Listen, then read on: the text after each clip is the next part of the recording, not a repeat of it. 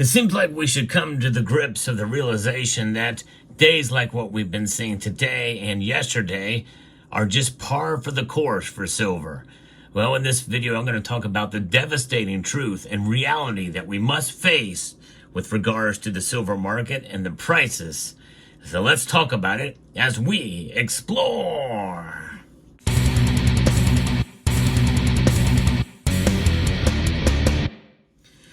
Doesn't seem like silver stackers are getting much of a break these days. In fact, even when silver's price was almost at $35 a troy ounce, it still had so much room to move. We just can't seem to get a break with regards to silver, because even when adjusted for inflation, well, silver performs poorly compared to gold. And that is part of the devastation I want to report to you now, because the gold to silver ratio touched on 90 earlier today. In fact, right now, as I record this video, moments before the markets close, it is sitting at 89.45. It's crazy. But you know what? Silver is the only metal that is down today. There's a consolidation in the other markets, but we're going to get into that in a moment. But in days like today, well, it provides a good opportunity to buy. That's where my friends at Summit Metals come in. They have some very competitive prices on silver products. And folks, there's a lot of people that are getting out, and they're frustrated with silver. But for those of us who believe in the metal long term and understand the difference between price and value, well, you can take advantage of the price. Yes, indeed, because you understand the value. That's where my friends at Summit Metals come in, because even when the price is low, you can elevate your wealth. SummitMetals.com. Now, when we're talking precious metals, when we're talking about silver, well, we have to set ourselves up to be disappointed. And we saw a pretty good year so far this year. And in reality, when in the grand scheme of things, looking back to January of this year, pretty much on through March, well, if you started stacking then compared to now, you're still doing quite well if you held for that period of time. And remember, folks, just because the price has fallen, the silver that's in your stack has not changed in terms of its weight and in terms of the value proposition compared to price. But what is silver doing right now? Well, it is actually recovering a bit, but it is the only metal that's down. It's down over 1.1% right now, down 33 cents to $29.09. In fact, the bid price is below 29. It got to a low of $28.66 earlier in the day. Gold is up slightly. It's up 0.45%, up $11.60 today. A little bit of consolidation for gold. And platinum and palladium are also up today, recovering some of its losses that they saw yesterday with the big smackdown in the price. But silver really has yet to recover. And I do think it probably will. I still think we may see $30 silver by the end of the year. I think that's going to be probably where we end the year out, just above $30. But honestly, even if it stays in this range, or even if it falls to 28 or even 27, we're still doing better than we did at the beginning of the year. And we will still have outperformed inflation from the beginning of the year. So in a sense, even though it's devastating news today, why is it devastating? Well, because silver's the only metal that's down and is yet to retrieve, to recover some of its losses from yesterday. In fact, we're still reeling from what happened yesterday. But I want to give you some hope in 2025, but by reporting to you from an article here from Kitco, because earlier in the day, in the midday, we did see gold and silver prices were lower, following a surprisingly hawkish turn by the U.S. Federal Reserve Wednesday afternoon. Gold prices hit a 4-week low and silver prices hit a 3-month low. The precious metal bulls are reeling after the Federal Reserve's surprisingly hawkish pivot on U.S. monetary policy Wednesday afternoon. While the Fed announced a 25 basis point interest rate cut as expected, the FOMC's quarterly summary of economic projections, otherwise known as the dot plot, showed the majority of FOMC members now expect just 50 basis points in rate cuts in 2025. And that's essentially 2 quarter-point cuts that are going to occur that year. That was a major change in their thinking since the last dot plot meeting in September, when the FOMC forecast was for 100 basis point in rate cuts in 2025. They cut it in half. The hawkish pivot produced a big surge in the U.S. dollar index and Treasury bond yields. But in reality, it was not a pivot at all. It was just a change and shift of a move in the direction. They're still going in the same direction, just at a slower pace.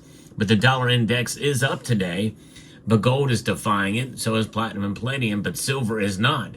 In a sense, silver is kind of reacting normally to such news. And so in that way, it is really not out of the ordinary. It's just that gold is really kind of moving in separation from silver in that regard, because it's being held, it's being treasured by so many nations, adding it to their portfolios. It is really something. Silver is an industrial metal, so it's much more sensitive to moves and shocks like this. But remember, the shock is psychological, folks. And in fact, will the Federal Reserve actually do what they say? Will they shift their stance yet again?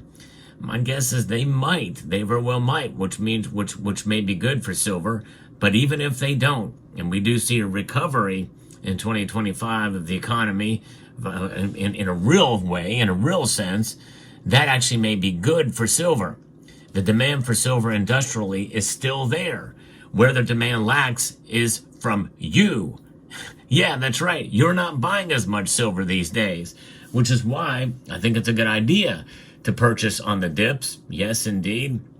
And no matter where you buy, but I like Summit Metals. They've got really good prices, and I just placed a pretty big order from them on the previous dip, and I'll show you that order when it comes in. Fed Chairman Jerome Powell said in his post-FOMC press conference, this is a new phase where inflation concerns are back on the table. While the new policy setting is still meaningfully restrictive, that's what it needs to be because inflation remains above the 2% target, he said. We still have work to do to bring this inflation down. Well, Congress isn't helping. They are trying to pass this massive omnibus package, which the first version of it has failed. I don't have much faith that it's going to get much better with revised continuing resolutions. It's really horrible what's happening with all the spending, and they're trying to blame it on attacking that is going to be devastating for seniors and veterans, and it's President Musk. The talking points, it's so apparent that people see right through the garbage. Thank goodness.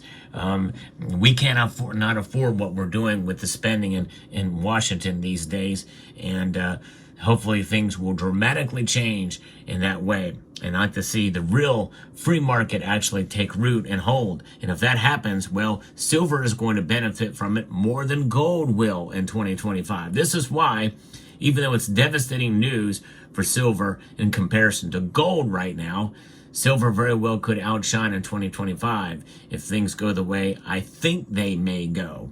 But there's other things that are happening too that actually are bullish for it, not just in terms of domestic economic progress and the like, because there's other things that we have to take into account as well. Now, safe haven gold and silver may get a reprieve as soon as Friday. A stopgap U.S. government funding deal has fallen apart, as we talked about, and President-elect Trump increasingly the likelihood of a government shutdown. And if there is a shutdown, well, that could probably be good for gold and silver in the short term. But I think that either way, I think that probably just the overall consolidation and maybe the buying in the derivative market and the paper markets for SLV may help silver recover. You know, this big move in the downward trajectory that we saw today was a massive amount of high volume trading that occurred then. And some people blame that on price suppression in the markets. And, you know, and when you see one metal move in opposite direction of the other metal, gold mainly in this case, and platinum and palladium, which are also industrial metals, this is a little unusual, and it hurts today. It's a hurtful day to continue to see silver in the red when everything else is in the green. So I don't know. It's tough to say. There's a lot going on behind the scenes in the markets that I'm not aware of as to how that works. But a lot of people attribute it to high frequency trades, and that aligns with algorithms and the like that are essentially put into place, affecting and suppressing the price of silver. I don't know. But nonetheless, we'll see how this plays out by Friday, which is tomorrow. as I record this video, and we'll see where things go. There's still a lot of support for silver, I think, in the upper 20s and really into 30. I think that hopefully we'll recapture that again. And we'll find out. But nonetheless, it is devastating news in the short term for silver. In the short term, as we see that ratio widen, and the other way it's devastating is that, folks, we have to come to the brutal truth that we're no longer going to see 50-to-1 silver anytime soon as a norm. I think the new normal for gold to silver ratio is something that is going to be here to stay, and that's likely going to be somewhere in the range between 75 and 85-to-1.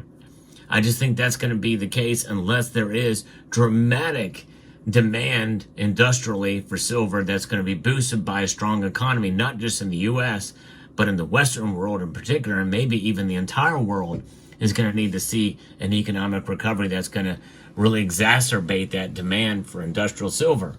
But it's all industrial. There's no way that you and I can squeeze a market. It just is not going to happen. The days of the silver squeeze really never were there in the first place in terms of the physical market.